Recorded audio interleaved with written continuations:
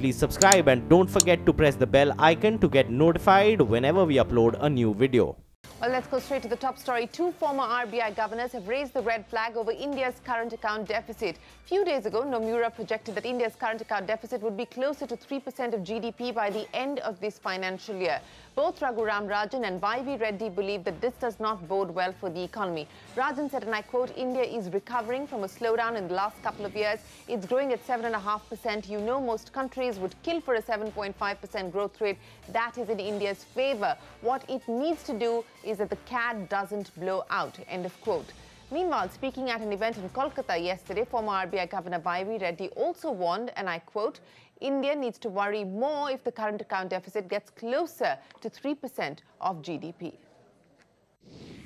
In India, current account, 3% is actually 2% or so the NRA remittances. NRA. So in a way it's like a gift. They are sending us gift, irrespective of the exchange rate. So the if you adjust the current account deficit for the gift, then that shows the strength of the economy.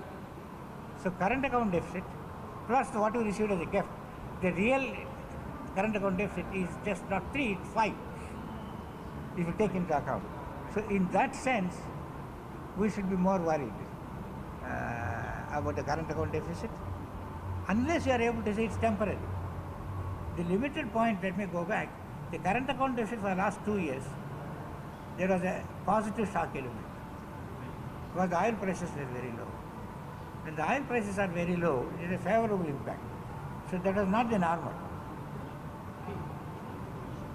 So now that the positive shock is being removed, coming back to normal. If the normal is 3, then definitely, so the signals are require very careful attention to this.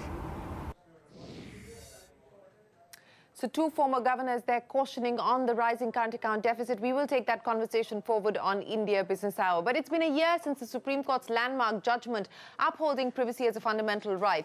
But privacy is still a work in progress, says the CEO of the Unique Identification Authority, or the UIDAI, who also added that the government remains keen on a data protection law. Speaking exclusively to CNBC TV18's Ashmit Kumar, Ajay Bhushan Pandey made a pitch for more independence and teeth for the UIDAI, similar to what SEBI, the market regulator, and RBI, the banking regulator, currently enjoy. He also argued for data localization, claiming that it will in fact spur innovation and growth. And finally, the UIDAI CEO also made a plea to all users not to share their Aadhaar numbers on social media. This despite the challenge being thrown open by the TRAI chief R.S. Sharma. We issued an advisory saying that the people should not put their personal information, such as Aadhaar, unnecessarily on a social media or social domain. And I'll give you an example. You use your debit card, credit card, PAN card everywhere, right? And you share with wherever you want to do share. But do you ever put your debit card number, credit card number, or PAN number, or your passport number on a social media, or Twitter or Facebook? So we have issued a detailed FAQ just few days back, and we have said that in case of an Aadhaar, Aadhaar has to be used very freely. You can give your Aadhaar card to everyone, and you can rest assured that nobody will be able to misuse your Aadhaar number, even if you knows your Aadhaar number, because Aadhaar number, if it is to be used for proving your identity, your fingerprint is required. Now, as we discussed just now, your face also will be required after some time, right? So your usage of Aadhaar number is not possible unless until it is accompanied by a fingerprint or OTP and face and iris and so and so. However, so far as the putting the Aadhaar number on the social media and other things are concerned, these are completely unnecessary. Well, that's the CEO of the UIDAI saying don't put out your Aadhaar number on social media. Remember, the TRAI chief R.S. Sharma had challenged people to do so. Now, a fresh twist in the war of words between the centre and the Kerala government over the issue of accepting foreign aid. The UAE government says that it hasn't put a number on the aid. Kerala's Chief Minister's office and the Finance Minister had gone public with the claim that UAE was ready to offer 700 crores. After the UAE statement, the BJP is blaming the Kerala government for the fiasco. So was there an offer from the UAE? Parikshit Luthra joins us now with the sequence of events to explain the story. Parikshit. UAE's offer of aid to flood-ravaged Kerala has become a source of huge conflict between the state and the centre. Ever since the Narendra Modi government declined accepting aid from either UAE or any other government for that matter. But now there is another twist in the tale, with sources in the UAE saying we never made an offer of 700 crores and whatever is being said by the Chief Minister alone. Let's tell you about the sequence of events. It all began at about 12 p.m. on 17th August, where Sheikh Mohammed said on Twitter, Sheikh Mohammed is the ruler of Dubai, vice president of UAE, and he said UAE and the Indian community will unite to offer relief to those affected. So it seemed that the UAE government wanted to support relief and rescue on the ground. Then there was a tweet from Pinarayi Vijayan's office where at 10 p.m. on 17th August, Pinarayi Vijayan said, deep gratitude to Sheikh Mohammed for his concern, generosity and large heart. People of Kerala will never forget this. Following that, you had Narendra Modi on the 18th of August thanking Sheikh Mohammed for his gracious offer to support the people of Kerala during this difficult time. So it seemed that there was an offer. It was accepted by the Kerala government, and you had the Prime Minister also thanking the UAE government for this offer of aid. Let's move on. Interestingly, on 18th of August, there was a press release from the UAE government which said that there would be a formation of an emergency committee to aid Kerala. So it seemed that an offer of aid had been made and a committee had been formed by the UAE government to channelize this in the right direction. You also had Pinarayi Vijayan saying on Twitter that he has been informed that UAE will provide Kerala with an assistance of 700 crore rupees. So he said this in very clear terms that UAE would be providing Kerala with an assistance of 700 crores, and he expressed his gratitude on behalf of the people of Kerala. So how do you not accept what a chief minister is saying? Because he is a democratically elected leader. The Chief Minister also said on Twitter on the 21st of August that this communication was made to Prime Minister Narendra Modi by Sheikh Mohammed bin Zayed, who is the Crown Prince of the UAE. So it seemed that the Chief Minister had concrete information that this offer had been made to Narendra Modi, and he also further revealed that this information was first with a Malayali businessman, Yusuf Ali, who's known very well to the UAE leadership and is a popular person of Indian origin in the UAE. And probably this was the most concrete evidence of all the events that had taken place. You had the Indian government saying that we have declined foreign aid. This was a formal statement by the Ministry of External Affairs on the 22nd of August, saying that in line with the existing policy, the government is committed to meeting requirements of relief and rehabilitation through domestic efforts. So it was quite clear by now that there was an offer from the UAE government, and India had politely declined this. Probably there was no formal offer in terms of a formal statement, but clearly there was an offer of aid from the UAE government, which has now been politely denied, and it has become a big political conflict between the centre and the state.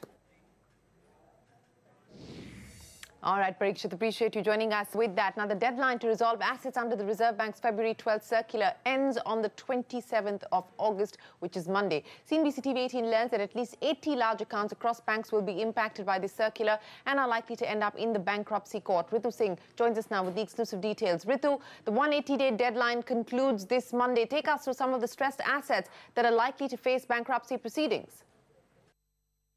That's right, the clock is ticking, and 27th August is the D-day to watch out for. That is when the 180-day timeline given to bankers to resolve default accounts comes to an end, and several projects, as we understand, are likely to be impacted. In fact, at least 80 is what we've been able to assess will fall under this Feb 12 circular, and there is a 4 lakh crore rupee outstanding loan amount that is under the scanner as far as the Feb 12 circular is concerned. Power sector remains the most impacted sector. Remember that case is also being heard in the Allahabad High Court. Banks are, however, hopeful that before that deadline ends, at least a handful of cases, especially in the power sector, could possibly be resolved. That is, of course, something that very hopeful, and it remains to be seen whether or not that does happen before Monday. But across banks, SBI and IDBI Bank are the ones with the largest number of such cases that might have to be sent to NCLT, followed by PNB and Axis Bank. The other corporate banks, including ICICI Bank, Bank of Baroda and Union Bank, are among some of the other banks that will get impacted. As far as the names of these individual companies are concerned, we've broken up the list into the power sector and the non-power sector. Power sector names include the likes of Jayaprakash Power, GMR Chhattisgarh, SR Power Mahan, Lanco Amarkantak. There are about 36 to 38 of such cases that are likely to see this impact. The non-power sector names include the likes of Reliance Communication, Punch Lloyd, Gammon India, Bombay Rayon and Reliance Defence and Engineering. It is a fairly exhaustive list, but of course, as I said, there could be additions or deletions to this depending on whether or not they're able to find resolution by the deadline.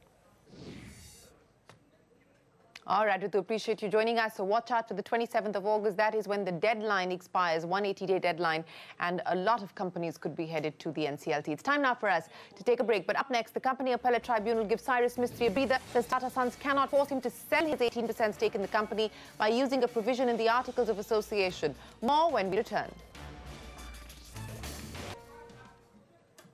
Welcome back. Aviation Minister Suresh Prabhu has directed the DGCA today to submit a report on why as many as 60 A320neos have been grounded. The minister has stressed that safety of passengers is paramount and it cannot be compromised with at any cost. Let's go across to Utkarsh Chaturvedi now with the details. Utkarsh, what has been the DGCA's response to the aviation minister, and has Indigo responded to this as well?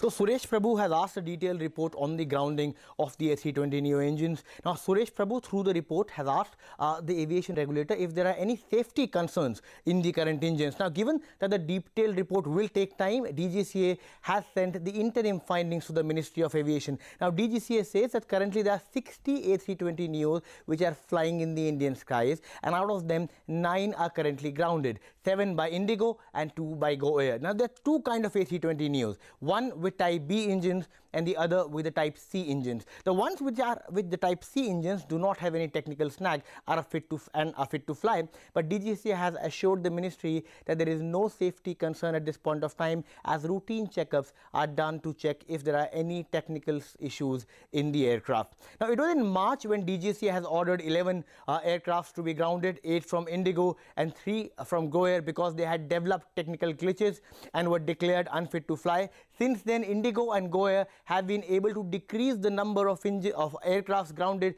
to 1 each by Thursday. Now, even though the initial findings which DGCA has denied any safety concerns at this point of time, but a detailed report can have details which can be further detrimental to both Goyal and Indigo. Now, Indigo in a statement has said that the Pratt & Whitney has initiated the delivery of new engines and the changes are pre-planned according to the laid down norms. All right, Utkarsh, appreciate you joining us there. So the Civil Aviation Minister seeking a probe on the grounding of the A320neos. The DGCA is saying that there has been no compromise on safety. Jet Airways, which has been in the headlines for quite a while now for its financial constraints, will be announcing its first quarter results on Monday. Now, remember, the airline had deferred the announcement of its numbers on the 9th of August after its audit committee decided not to review the unaudited financial performance. Let's go across to Sonia now to analyze Jet's balance sheet and what is causing pain for the airline. Sonia. Well, thanks a lot for that. Let's do a deep dive into the problems plaguing Jet Airways, and let's keep it very simple. Two key problems on the balance sheet and on the P&L. I'm going to start off with the balance sheet stress first. Optically, it looks like the debt is reducing for Jet Airways. So if you look at the graph, it was 11,000 crores way back in June 2015. It's now come down to 8,150 crores. But the real devil lies in the details. The key internal to track really for Jet Airways is the net trade payables, and that just shows that they have absolutely no liquidity to meet their obligation to suppliers. The trade payables for Jet Airways have gone from 1,380 odd crores in March 2011 to 5,430 crores in March 2018. So you look at that graph on your screen, it's almost a quadrupling of the net trade payables in the last 7 years. As I said, inability to meet supplier obligations resulted in delayed payments, and that's why the company has tried to extend their credit period as well. to 3 months. Now, that's about the net trade payables. Even if you look at what they're doing to meet their lender obligations, they keep borrowing in order to meet lender obligations. Now, this graph is very interesting. It shows you how much they've had to borrow, and you know, some of these borrowings have been at a very high cost. So HSBC in a recent note said that Jet Airways raised funds at a coupon rate of a staggering 20.6%. in order to meet the obligations. In fact, in FY17 itself, just look at that graph, 3,500 crores of borrowings is what they did in order to make a repayment, which was much higher than that, at about 5,090 odd crores or so. So that's the balance sheet stress. What are the steps that Jet Airways can take to avoid a hard landing? Of course, the need of the hour is to raise funds, probably via a strategic equity sale. Pairing the debt or reducing the debt is the need of the hour at the moment, because debt and net payables form almost 50% of their revenues. And of course, we're looking to drive profitability as well. That's what the management has said that they will discuss on Monday. Well, we'll get more details on Monday. Sonia, for now, appreciate you joining us to take us through the stress that Jet Airways is facing. Shifting focus now to the Tata versus Mistry courtroom battle. Cyrus Mistry can breathe easy for now. The National Company Law Appellate Tribunal, the NCLAT, has ruled that Tata Sons cannot force Cyrus Mistry to sell his shares in the company till it reaches a decision on the case. That's not all. The tribunal also refused the stay, the conversion of Tata Sons into a private limited company. So on one side, there was good news for the Tata Sons because there has been no stay provided to the transition of it being a private company, but some relief coming in for Cyrus Mistry as well. Ashmit, who's been tracking that, joins us now with more details. Ashmit, so breather coming in for Cyrus Mistry.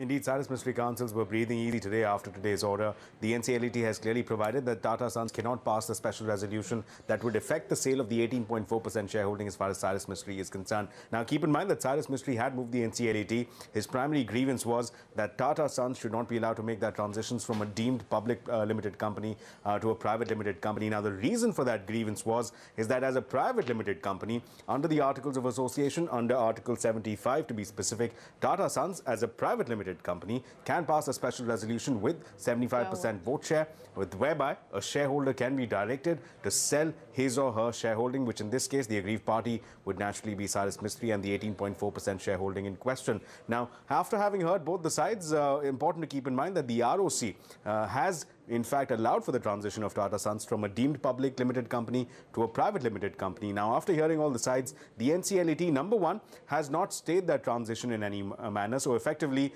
Tata Sons continues as a private limited company. But on the question of sale of Cyrus Mistry's assets, on that big question, the NCLAT has given that interim relief that as of right now, though Tata Sons is a private limited company, they cannot act under Article 75 to make Cyrus Mistry sell his shareholding. So towards that end, some relief coming in for Cyrus Mistry, but the broader questions still remain. The next hearing, we understand, will be in the month of September. Okay, Ashmit, thanks very much. Now, the Commerce Ministry is in the process of developing a national logistics portal which will host services for more than 40 government departments. The portal will be a one-stop shop for logistics, customs, GST and certification requirements for exporters. Ritu Parnabhuyan got a sneak peek into what this portal will look like. Ritu, take us through this. One of the most complex activities associated with exports and imports is logistics. That's because in India, for example, there are more than 40 different government agencies that exporter or an importer has to deal with. In addition to that, you have around 500 or more different certifications, depending on a commodity, of course, that exporters and importers, they have to subscribe to those certifications. All of that are now being brought together into a single system known as the National Logistics Portal. This is how the portal will look like when it is finally released sometime in 2019. If you are an importer, if you are an exporter, if you have domestic logistic related requirements, this is how you will be able to manage your logistics. Let me now explain how this will be done. For example, typically, when one conducts a logistic-related operations, you start roundabout here. That is basically trying to plan your your logistics activity. You then basically check availability, look at the kind of quotes that are available from different logistics providers. This website will give you all that. One of the first activities that will be undertaken in this portal is having what is known as a logistics e-marketplace, which is basically, a B2B aggregator of different logistics services. It will be like, how you basically book a taxi using services like Ola and Uber, but this will be in the B2B format, wherein through one portal itself, you'll be able to book the services that you want, be it, for example, booking a ocean freighter, be it booking a container. All that can be done using this website, which is now being developed by the Ministry of Commerce. Well, it will certainly improve the ease of doing business. Ritu, appreciate you joining us with the first look at that national logistics portal being put together by the government. Now, $120 million windfall awaits Apple boss Tim Cook. Today stands to earn a total of 5,60,000 shares, where 2,80,000 shares are tied to his continuing role as Apple CEO, and the other comes with respect to the company's performance. And just to put things in perspective, Cook's actual take-home pay before taxes will now stand at $702 million versus Google Sundar Pichai at $408 million and Microsoft Satya Nadella at $83 million. Josh Lipton here with more. Josh. Tim Cook is about to be $120 million richer. On Friday, the CEO stood to earn a total of 560,000 shares as part of his compensation plan. Half of those shares are tied to the company's performance compared with the rest of the market performance criteria that Cook requested. Multiply that 560,000 by the share price, and that's how you get to that roughly 120 million. Apple is up nearly 35% in just the past 12 months, up 13% just this month. Tim Cook has been at the helm of Apple for 7 years now. When he took the reins, the company was worth about $350 billion. Just this month, a historic milestone, the first U.S. company to reach a market value of $1 trillion. Cook has launched new products like the iPhone X and whole new product categories too. The Watch, AirPods, and the HomePod introduced new services like Apple Music and used his company's cash pile on a significant program of buybacks and dividends. In all, Cook's realized pay to date, meaning actual take-home pay before taxes, $702 million, according to Equilar. What does he plan to do with all that money? Cook has made it clear that he plans to give most of his wealth to charity. In fact, Cook just donated about $5 million of stock, according to an SEC filing. For TV18, I'm Josh Lipton.